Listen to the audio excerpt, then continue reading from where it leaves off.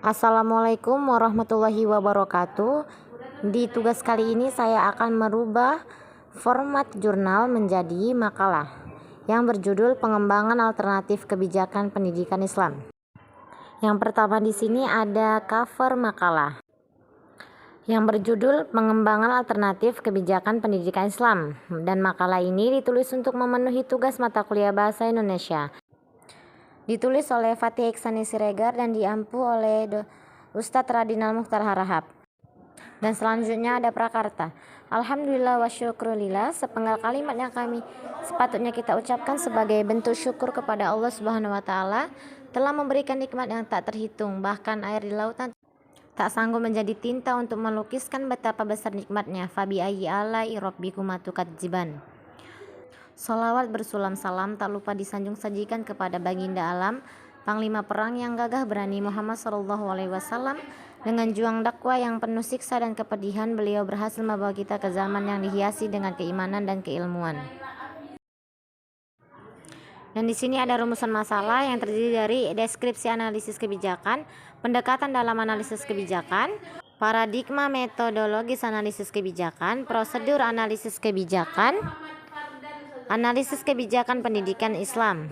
Dan selanjutnya ada pendahuluan yang berupa dikutip jurnal At-Ta'dib Gontor yang ditulis oleh Syarifah bahwa tantangan masa depan bagi sistem pendidikan di Indonesia tidak semata-mata menyangkut bagaimana meningkatkan pendidikan secara internal, tetapi juga bagaimana meningkatkan kesesuaian pendidikan dengan bidang-bidang kehidupan lain.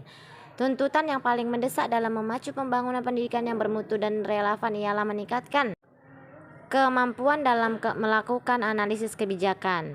Para analisis kebijakan dalam bidang pendidikan tidak hanya dituntut untuk menguasai teknik-teknik penelitian dan pengembangan, tetapi juga dituntut untuk menguasai isu-isu pendidikan yang relevan, baik isu pendidikan secara internal maupun isu-isu pendidikan dalam kaitannya secara lintas sektoral.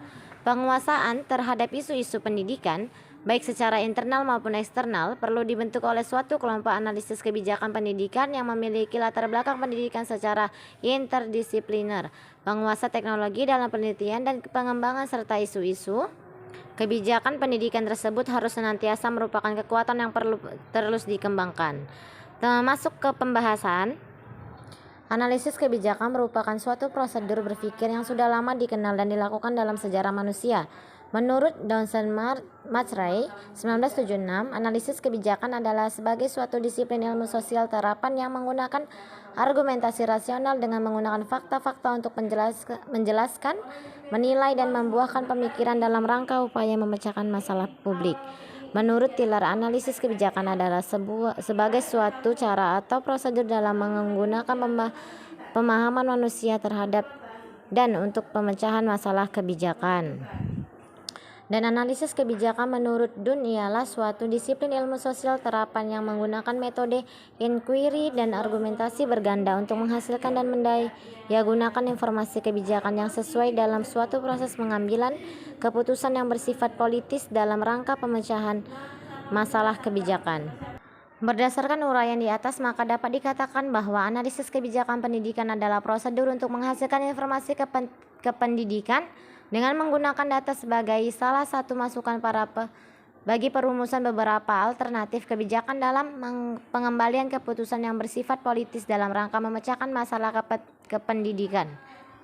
Analisis kebijakan tidak semata-mata melakukan analisis terhadap data dan informasi, akan tetapi memperhatikan seluruh aspek yang menyangkut proses pembuatan suatu kebijakan, mulai dari analisis terhadap masalahnya, pengumpulan informasi, analisis, penentuan alternatif kebijakan, sampai kepada penyampaian alternatif tersebut terhadap para pembuat keputusan. Dalam literatur analisis kebijakan, pendekatan dalam analisis kebijakan pada dasarnya meliputi dua bagian besar, yaitu pendekatan deskriptif dan pendekatan normatif. Pendekatan deskriptif adalah suatu prosedur atau cara yang digunakan oleh penelitian dalam ilmu pengetahuan, baik ilmu pengetahuan murni maupun terapan. Tujuannya pendekatan deskriptif ialah mengemukakan penafsiran yang benar secara ilmiah mengenai gejala kemasyarakatan agar diperoleh kesepakatan umum mengenai suatu permasalahan yang sedang disorotin.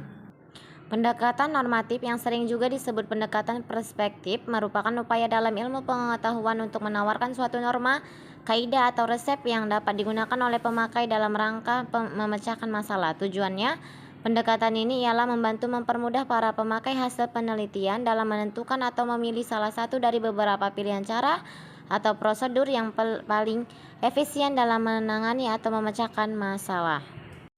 Secara metodologis, analisis kebijakan dapat dibedakan ke dalam dua tipologi, yaitu metodologi kualitatif dan kuantitatif. Tujuan utama metodologi kuantitatif ini bukan menjelaskan suatu masalah, tetapi menghasilkan suatu generalisasi. Generalisasi adalah suatu pernyataan kebenaran yang terjadi dalam suatu realitas tentang suatu masalah yang diperkirakan berlaku pada suatu parameter populasi tertentu 11 yang berkaitan dengan analisis kebijakan. Menurut Suryadi dan Tilar bahwa hampir dapat dipastikan pendekatan dalam analisis kebijakan seluruhnya bersifat kualitatif, karena analisis kebijakan pada dasarnya merupakan suatu proses pemahaman terhadap masalah kebijakan sehingga dapat melahirkan suatu gagasan dan pemikiran mengenai cara-cara pemecahannya. Oleh karena itu, perbedaan dalam metodologi kualitatif dan kuantitatif telah terjadi hanya dalam teknik penelitian atau analisis dalam analisis kebijakan. Artinya, beberapa masalah kebijakan pendidikan mungkin dapat dipahami metodologi kuantitatif, khususnya masalah-masalah yang bersifat makro dan umum. Akan tetapi, beberapa masalah kebijakan publik mungkin tidak dapat dipahami hanya dengan menggunakan metodologi kuantitatif, karena sifatnya terlalu khusus dan unik. Pembahasan tentang metodologi dalam analisis kebijakan tidak dapat dipisahkan dengan pembahasan mengenai substansi pendidikan itu sendiri. Menurut Suryadi dan Tila, prosedur kerja atau metodologis analisis kebijakan pendidikan dapat dikelompokkan ke dalam 3 kategori besar. Pertama, fungsi alokasi yang menekankan fungsi analisis kebijakan dalam penentuan agenda analisis kebijakan atau agenda setting mechanism. Kedua, fungsi inquiry yang menekankan pada fungsi analisis kebijakan dalam dimensi rasional dalam rangka menghasilkan informasi teknik yang berguna sebagai bahan masukan bagi proses pembuatan keputusan pendidikan. Pendidikan pada hakikatnya merupakan suatu upaya mewarisi nilai yang menjadi penolong dan penentu umat manusia dalam menjalani kehidupan dan untuk memperbaiki nasib dan peradaban umat manusia. Tanpa pendidikan, manusia sekarang tanpa berbeda dengan manusia masa lampau, yang dibandingkan dengan manusia sekarang telah sangat tertinggal baik kualitas maupun proses pemberdayaannya. Dan yang terakhir adalah penutup. Di penutup ada kesimpulan, pendekatan dalam analisis kebijakan menggunakan pendekatan deskriptif dan normatif.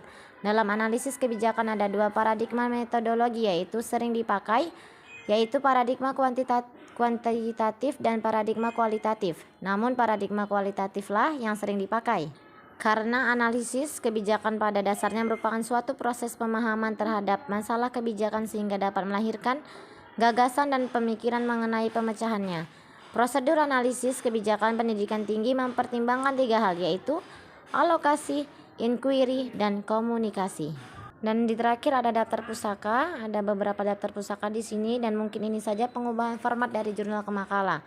Mungkin ini saja yang dapat saya sampaikan. Assalamualaikum warahmatullahi wabarakatuh.